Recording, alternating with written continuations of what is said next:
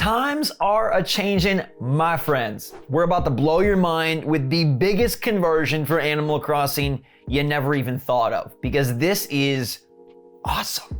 What's going on, everybody? It's Zach from SwitchForce. Hope you're all having a wonderful day. I love chatting with all of you. I love seeing all of you. Hopefully you love seeing me. We're a family, so thank you so much for being here. Make sure to hit that like button if you enjoy these videos, and let me know what you're thinking in the comments down below.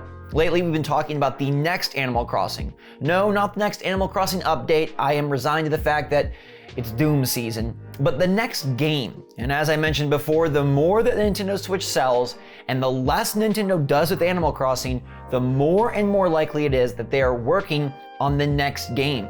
Look, this didn't stop being popular. They just stopped updating it. And that tells me one thing: they want more money. And when they want more money, they release a whole nother cartridge so they can get 60 from you instead of 30 or 10 or 5 or 2 or yada, yada, yada. It's almost summer, and in Arizona, that means I'll be turning red. Or we can all play with turning red instead, because today's video is brought to you by Disney Emoji BLITZ, the best match 3 puzzler on the market, full of strategy and super cool power-ups. Each and every character from Star Wars, Disney, and Pixar has their own unique power-up, and it's so fun to see them on screen. They just added Fancy Bambi, Fancy Flower, Pixelized Wreck-It Ralph, and we still got Mowgli and Shere Khan coming later in April. Plus, you can use all of these emoji in your text message conversation. So when you're like, "Mom, bring me a lemonade," you can throw in that little Minnie Mouse face to make sure you get the job done. Plus, since it's summer, we're giving away 3 $20 eShop gift cards, and all you gotta do, it's this easy, is click the link in the description down below to download Disney Emoji BLITZ on your mobile device, and then reach level 15 and share a picture of your progress with yours truly. That's it. You all can do it. I bet it. I believe it. I know you can do it. And we'll pick 3 winners to go splurge on the eShop and make this summer even sweeter. So make sure to click the link, grab the game. Every time you do, it helps support the channel. I super appreciate it, and you'll have a ton of fun too. But let's talk about some of this incredible stuff that we've been talking about over on social medias. I really want to see what you all think. And the first one comes from Stars Blaze, who says, "In the next Animal Crossing game, I just hope the basic things are already in the game. I'd also think that maybe having an NPC for selling fossils would be nice. Yes to the fossil upgrade, but basic stuff in the game, yeah." So the next Animal Crossing, I don't think they can do the same update structure. I don't think they can get away with, again, diving coming 6 months later. I don't think they can get away with crops coming a year later. I don't think they can do that. And I think it would be boring, and I think it would kind of be a bit of a slap in the face to the fans that spent so long waiting for the updates in New Horizons to just reverse course again. I know that a lot of times Nintendo, for Pokemon and Animal Crossing, likes to have it all roll back, right? Start fresh, start from the beginning. What is a Pokemon? Oh my goodness, a brand new island. I think for this one, given the success of New Horizons, given how many players are now very familiar, like thousands of hours familiar, think about how familiar you are. Do you really, really want to wait a year and a half to have Brewster arrive? I think if Nintendo is going to use NPCs from past games, they better be in from the beginning. And I think if they want to use features like Dream Suites or diving or things that we got accustomed to by 2.0 and Animal Crossing New Horizons, they need to be in from the start. And then anything additive has to be additive. Brand new features, right? New things for the game. So Stars, you are so on the right track here. Two Fat Orange Cats, phenomenal name, says, "I would love more crossovers in the next Animal Crossing." And I think this is also a very good and very spot on idea. We saw how many crossovers Nintendo had not officially, right? How many companies, how many organizations, how many brands made their own islands? And yeah, that was part of the beauty of New Horizons, but you have to imagine somebody at Nintendo is saying, green, we can make so much money if we just monetize these partnerships and these crossovers. If we have an official McDonald's partnership, if we have an official Jeep car sponsorship, if we have an official Legend of Zelda, Pokemon, any other number of Nintendo game crossovers, They could sell different items, they could microtransaction out gear, they could make cards that you can scan into the game, or they could just create a really interesting ecosystem where they help move these things more to the forefront. If they don't want to charge for them, well, that's better for us, but maybe they can have almost a Mario Maker style search functionality where they allow us to see the best islands, see the most interesting things and ideas, patterns and whatnot, and help them filter to the top. A search functionality, a community-driven review system, something that allows Nintendo to feature some and fans to feature others would be perfect. And yeah, I mean, more crossovers. The game is so ripe for that, and I feel like they left so much fruit on the tree. Not to mention other fruits too. This right here is the game changer. This right here will never have you think about Animal Crossing the same again. Are you ready? You're never gonna go back. Okay, buckled in? You sure? All right. Mythical animals rather than traditional animals. Boom. This is so brilliant. It could go one of two ways. We can add some new species to make some fancier, rarer, more mythical special species, or we can wipe the slate and instead of adding 500, 600 villagers, what if we did like 250 brand new villagers of all brand new species? Imagine Animal Crossing Mythic Adventure, where all of a sudden there's no longer chubby little hamsters and little penguins. I know you'd be sad about losing the deer, but all of a sudden you've got dragons, you've got unicorns, you've got phoenixes, you've got dinosaurs, you've got all sorts of special creatures and villagers to make this a very different type of game.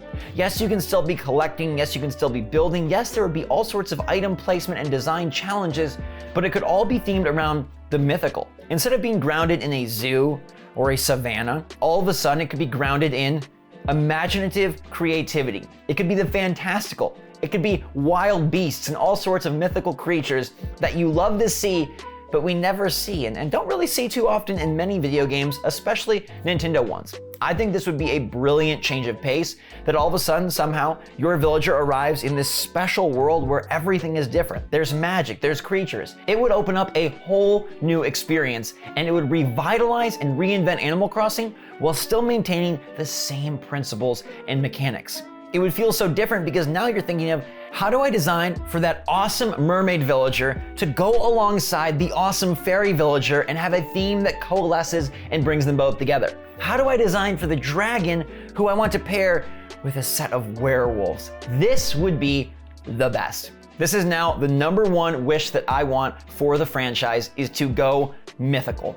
I know it would be a departure. I know it would piss some people off. I know you'd miss out on Eric and Judy and Raymond and Marshall, but think about what you'd gain. Yes, nostalgia, familiarity, repetition, routine is comforting, but something brand spanking new could be so exciting, and you would jolt the population of players and designers with all new ideas and all new rules, because everything would change. The whole game would change just by replacing the theming of traditional animals with mythical animals. And this is absolutely brilliant. So Mashy, you win. This is what the next Animal Crossing should be, and now I am campaigning and petitioning for mythical animals. Hashtag mythical Animal Crossing. Hashtag please make it happen. Hashtag what do you all think? Bikuzen has a simpler idea, but one that definitely would go a long way to improving the game experience.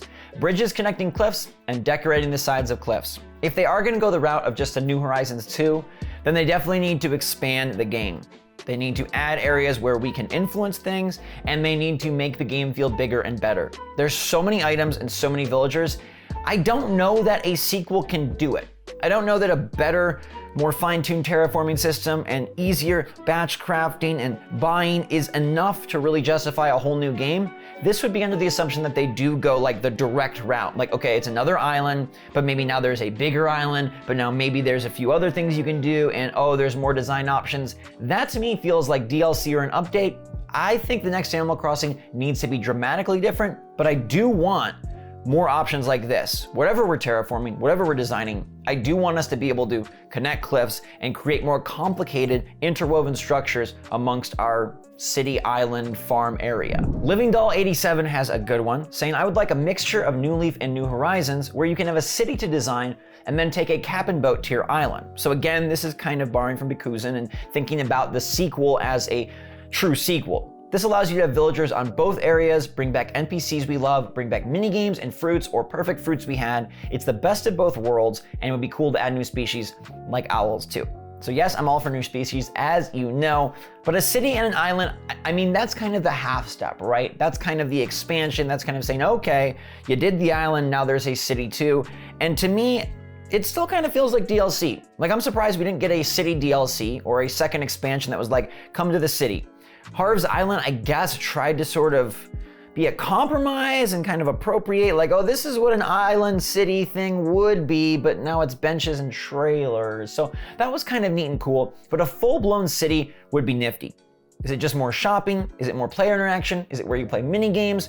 Living Doll kind of combines all of those into one, and I think that would be a fun multiplayer hub. I almost see this as a spin-off multiplayer game where you're going to the big city on like the big central island. So like you're going to like the big Hawaiian center and you're seeing all the different things and villagers are coming and you're coming and playing, and maybe that could be sort of like a mini game, multiplayer focused spin-off. Again, I just feel like if you're gonna do a whole new game, I don't think just chunking on one extra bit is gonna be enough. I don't know about you. I mean, I'll take anything. I'll take anything new Animal Crossing, but I kind of want them to go mythical. Come on. Now, Alyssa wants something that will help influence your island or space, saying that in the beginning you can choose one of 10 themes, and resident services, stores, and museum will all be built around this theme, with the option to change it later as you get bored. So now this would be implying that Nintendo would have pre-cooked themes that help dictate your area or space. And I could honestly see them doing this if they kind of went more of a Happy Home Paradise direction with the follow-up. Because think of Happy Home Paradise, there's a lot of interesting areas and locales, and you kind of can have it all, right? You have this archipelago where you can have snow, and you can have seasons, and you can have desert, and you can have it all at once. So maybe Nintendo does decide to do something where you get to dictate areas, whether it's up in the clouds, under the sea, beneath the floor of the earth, whatever it might be, you get to kind of pick. Or maybe it's multiple islands. Oh, you've got your space themed island and your industrial themed island. The only caveat here is, does that detract from design ingenuity, all right? Does that remove people's freedom and creativity to make it their own if you're gonna kind of preset the themes? Could you argue that the furniture itself and the different items that they place in the game are the themes and you just have to latch on and bring those sets together? I'm not so sure. To me, this one sounds like it would be a good fit for a game where there's a lot bigger space. We're talking like a massive open world and you're kind of designing different spaces as you go, maybe even populating an entire Animal Crossing world. Like, I didn't really think about that till now, but what if instead of having one specific space, you're building out all these spaces and kind of a further expansion to kind of grow your continent, grow your country, and instead of one island, it's like your whole area. And that would allow for so much further building instead of restarting, but at the same time, that's like free islands for everybody, right? That's like 15 people could play your game and all have it, and we know Nintendo, they don't like that. They made you buy a whole new copy of the game just to let a friend or a sibling or a significant other make their island. So I don't know, the whole theme thing is interesting. I still want Nintendo to pick a theme, a different theme, and I want it to be mythical. So this was jam-packed with even more awesome ideas for the next Animal Crossing and the directions and paths Nintendo can take and where I think they'll go and where I want them to go. Hopefully this was a fun exercise for you and hopefully you're on board with the mythical adventure for the next AC. Let me know what you think in the comments down below and what kind of crazy creatures you'd like to see pop up in your town, your village, your space. In the meantime, everybody, thank you so much for watching. I hope you're all doing fantastic out there. Make sure to stay safe, stay healthy, stay happy, stay positive, my friends. And until next time, love you lots. SwitchForce out.